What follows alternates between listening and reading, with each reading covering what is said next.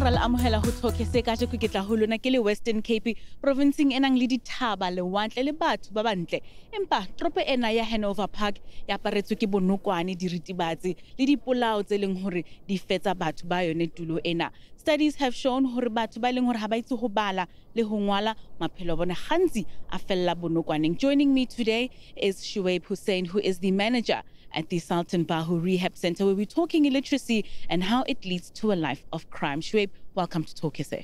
Welcome, thanks a lot. How has this community of Hanover Park been affected by illiteracy? Hanover Park is unfortunately a remnant of post-apartheid South Africa, and as a result, we have transgenerational patterns of illiteracy, which feeds into other social ills such as high crime rates and substance use. Let's head on back to our studio and meet the community of Hanover Park. 78% of grade 4 learners in South Africa cannot read or write. In the early years of our learning, we often learn to read. And now, beyond grade 4, you're supposed to read to learn. However, that is not the case, and especially for our guests today, whose lives are then led into a life of crime and gangsterism. Joining me today is Abdurrahman Ismail, who is a former American gangster. Welcome to Talk SA. Hi. We also have Walid Hotley, who is a former gangster of a group called Nice Time Kids. We also welcome you to Talk SA. And lastly, we've got Adrian Jenica, who is a school dropout and also a recovering addict. Gentlemen, we welcome you all. Thank you very much. Abdurrahman, I'm going to start with you. Take me through your early years, how you went to school, the family you lived with, and what were your dreams as a little boy? Oh, I grew up in a very middle-class family, loving mother, loving father, very spiritual people in the area of Kensington, you know. And I was a very jolly young boy. Very jolly, very friendly, you know, until the age of 12, when things just went raucous, you know. What happened? Oh, at 12 years old in grade 7, I found out that my dad is not my real dad, but he's been with my mother ever since. And then I felt that my family has betrayed me, you know, they kept away the truth from me. And so I just went outside, you know, and I went to go look for that family love outside, where lots of things happened to me. People took advantage, you know. I never knew what monsters was lurking outside. I thought like belonging to a gang was a sense of belonging, but not knowing what I found out a few years ago, that you just get used, you know. There was this one guy, I won't use his name, very well-known gangster. He acted like as if he was my dad, because coming from a middle-class family, you know, I could drive at a very young age because we had cars, and he actually used me to drive his drugs around. At age 12? 13, 12 years old, and by the age of 14, I was out of the house. I was living with this guy that slowly doctrinated me into let me believing he's my dad, you know. Walid, take me through your early childhood years. When did you leave school? I basically left school at the age of 15. I was grade 8. I came from a broken family. While growing up, there was a lot of fights in the house. Eventually, mom and dad divorced, you know. I got freedom. I was exposed to drugs at the age of 9. Take me through your early childhood years. You were never part of any gangs, but not finishing your school also led to a different kind of life. Take me through those years. At school, I used to be a different person since I was young. Me and my cousins and the guys in the road, we all used to go to school together, so we kind of like had a gang on school. We used to fight other boys from other communities that goes to school there. We used to stab each other with the pens. Why? Because it's our territory. And how old were you at this time? I was about 7, 8 years old, younger. How did that affect your school performance? I was never in school. I never performed in school. Nothing at all? No. Abdurrahman, I want to come back to you. When you then found yourself a sense of family with a group of gangsters. What sort of activities did you find yourself doing, and why did you have to get into such? At the end of the day, that was another society different to the one that I was raised up in. And there, you did exactly the opposite than what your mother would expect from you. And the two of you belonged to two separate gangster groups. Back in the day, we would have shot each other. You really? Why? Because was it territory? What was the fight about? Today, we realize that it was territory and it was the sales of the big bosses, you know, because the more territory they had, the more drugs they could sell. Adrian, having dropped out of school in grade 10, what impact does that have in your life? Are you able to do a lot of things that people take for granted in terms of reading a contract? How's it held you back in life? I used to have a job, but I couldn't keep the job while I was smoking drugs. I could never keep a job while I'm using, so. How are you surviving now? What are you doing in terms of putting plate on your family's table, and also just what are you doing in terms of recovering and getting out of that life? So at the moment, I'm working on the construction as a general worker. And my recovery started last year, the 2nd of August. And your body went through quite a lot during those years. Do you mind sharing some of those scars with us? I was shot a few times, you know. I have scars to prove it and that. Gentlemen, thank you so much for your touching stories, and most importantly for opening up your hearts to all of South Africa and letting them know that there's hope at the end of the day. So thank you for that. Pleasure. Thank you. Ha re godisa bana ba rona re sa ba fi thuto e tshwantseng ba ithole le lerato la lelapa, hangata ba ithola ba le mo di-situationeng tse leng gore ba kena mo bonokwaneng ba thola maphelo a bone a feletse gone mo. Gopola gore rona re le batho tshwanetse re tshwaragane le bana ba golang within the communities tsa rona gore ba tlo kgone gore e be batho ba golang in a society where they can give back. Re tla le bona ha re tsa papatsong.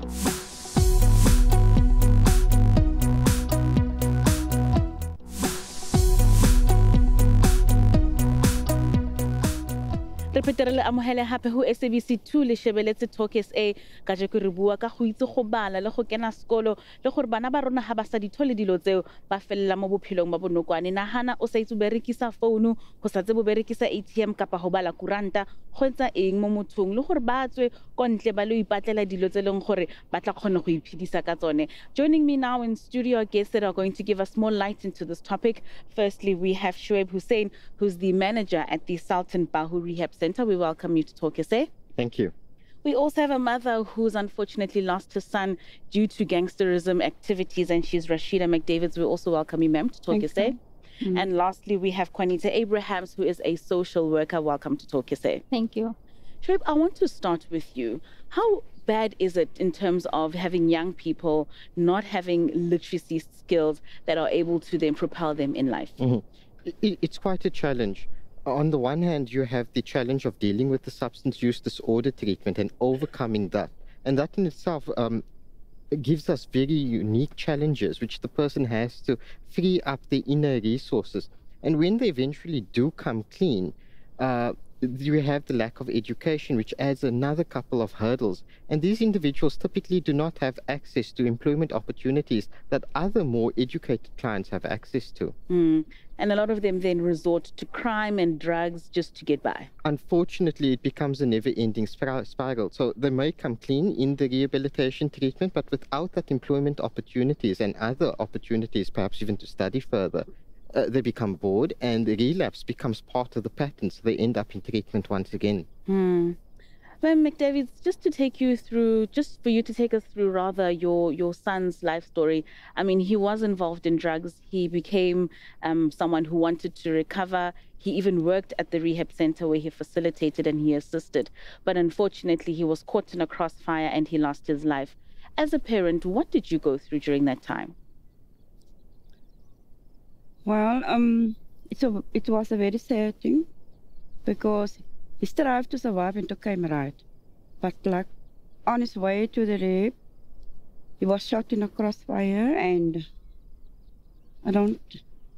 it was very sad because we were waiting for his body. We couldn't get his body, and that also, and all the South Ambao children was sitting there and waiting for him, and eventually we got his body.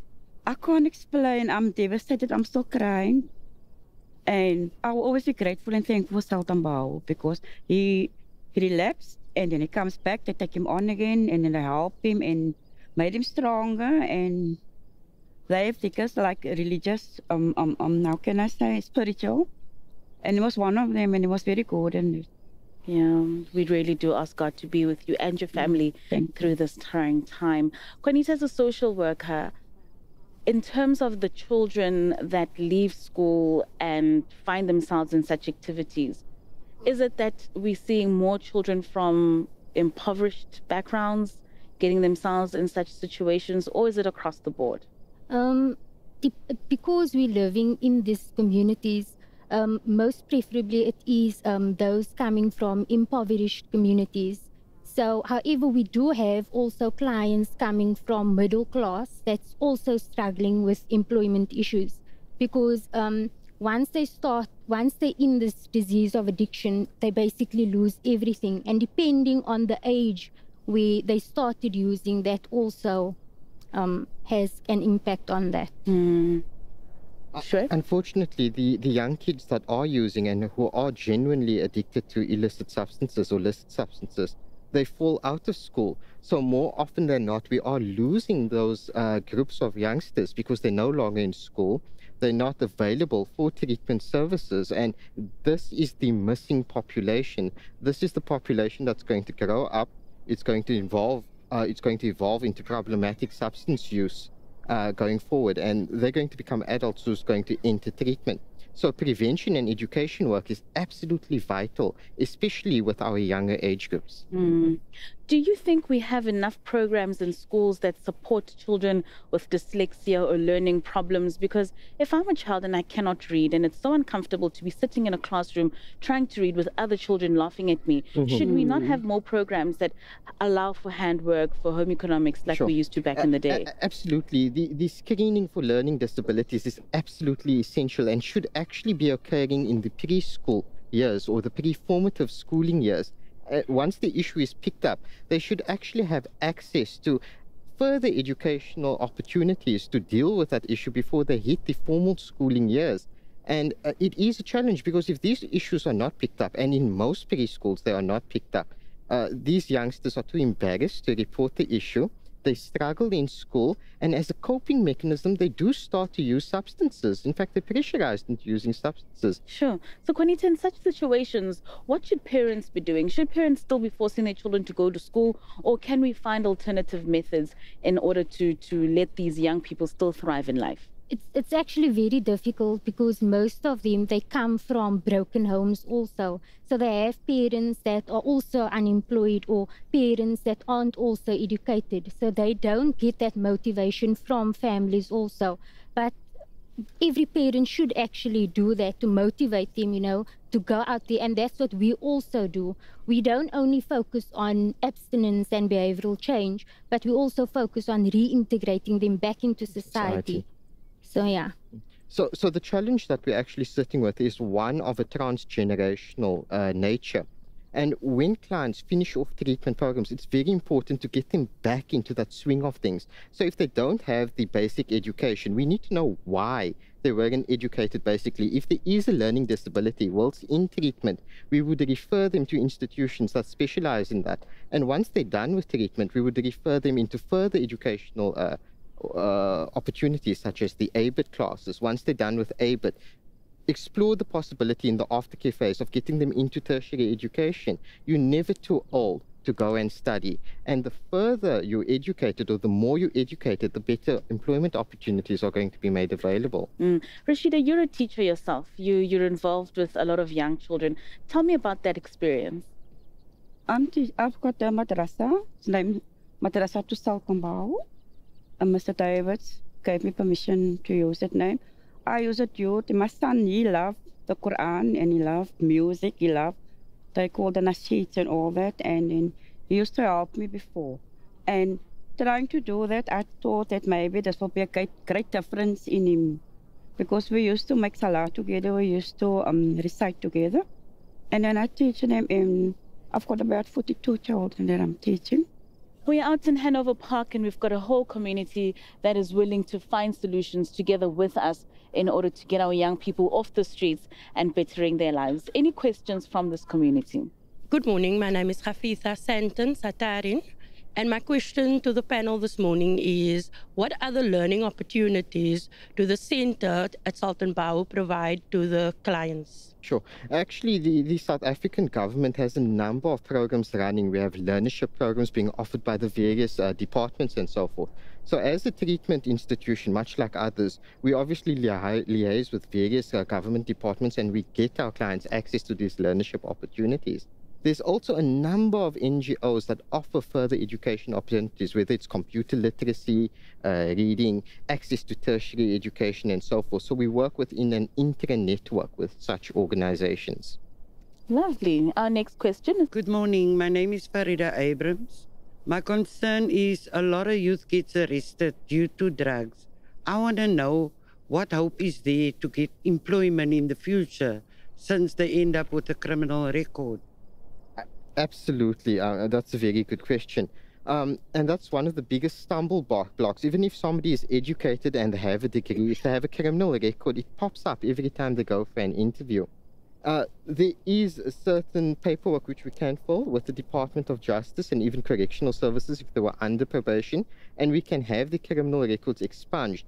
The only challenge with that, there's a bit of a waiting list to that entire process, but it's the only system we have in place. And as an organization, we have assisted clients in doing so in the past to bolster their chances of finding employment. It's a long journey indeed, but with us holding hands and people looking for help and people giving that help, we can surely assist our young people in getting whatever literacy that they need in order to propel their lives forward. Hopola hore o ka re ngwalla ho talk SA at sabc.co.za ha ka ba o batla re tle ho wena re tlo bua le community ya hao ka ditaba tse leng hore di shebaneng le lona. Ha re tsa papatsong re tlo bua le Skype expert sa rona o seke wa baya hope ra hola.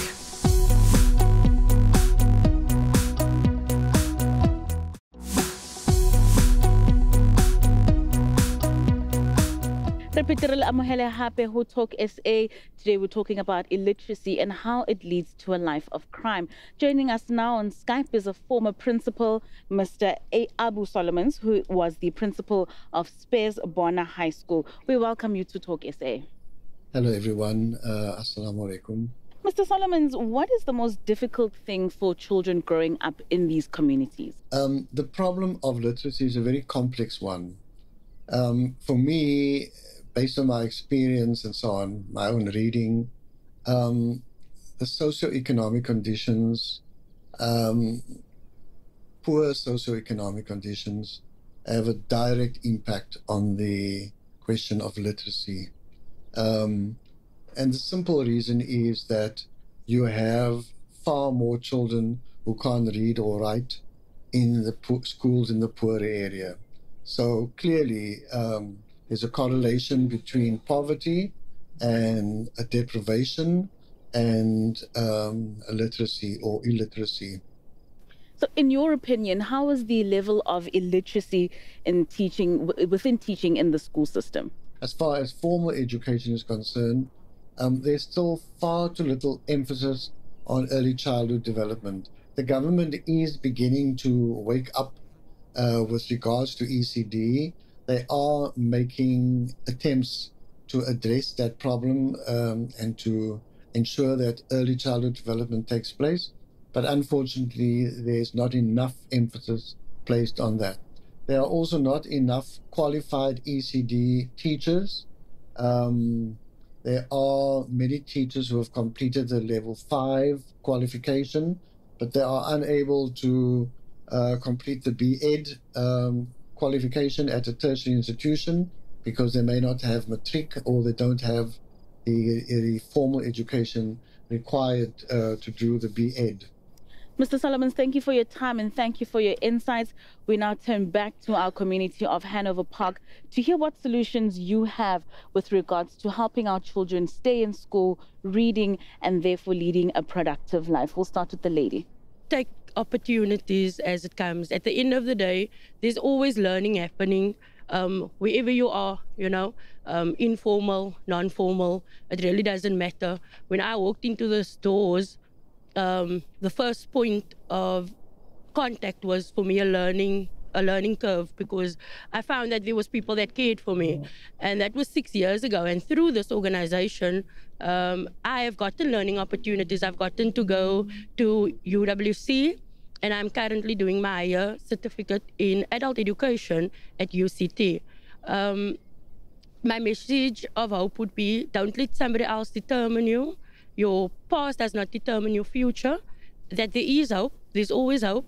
And through learning, you can make everything possible. True, poverty is truly a state of mind. Thank you so much for sharing that story with us. And lastly, the gentleman at the back. I almost give hope up. I did live in the school. Like for 3 months, I had to sleep outside in the school for 3 months. I was so like, there isn't hope anymore. Then I want to give up. I almost want to kill me. Then I just find out about Southern Bow Center. I'd give it a try, and they helped me a lot. Thank you so much. It really is about going out there and looking for that help yourself. To my panelists, your last comments, just giving us some hope in terms of making sure that our children go to school, and even beyond our children. We've got adults that have lost out on those years but are trying to make up for that time. Shuaib? Sure. I'd just like to say in closing that these days it feels like there's a disconnect between our parents and our kids. And I just want to tell the kids that even though our parents are sometimes much older than us, it doesn't mean that they haven't experienced the challenges that we experience. And similarly to our parents, if you see that your child is struggling, rather than not speaking about it, be open with your children. Take the time and sit out and ask them what's wrong. Thank you so much. And lastly? I would like to say that the main problem that we also do face is that there isn't that support from parents. And I think that is imperative when the client is also trying to maintain abstinence and a successful recovery. They need that solid support structure. Juanita, Shuaib, thank you so much for your insights. Thank you for joining us. And also thank you for the hard work that you are doing within this community. Thanks a lot. Thank you to the community of Hanover Park for sharing your stories with us and showing the rest of South Africa that there is hope after a life that has been dismantled. You should remember, illiteracy can lead to a lot of people being unable to look after themselves and depend on others, but we should always remember that education can break the cycle of poverty. Social media, #TalkSA. Thank you so much for joining us. Until next time, goodbye.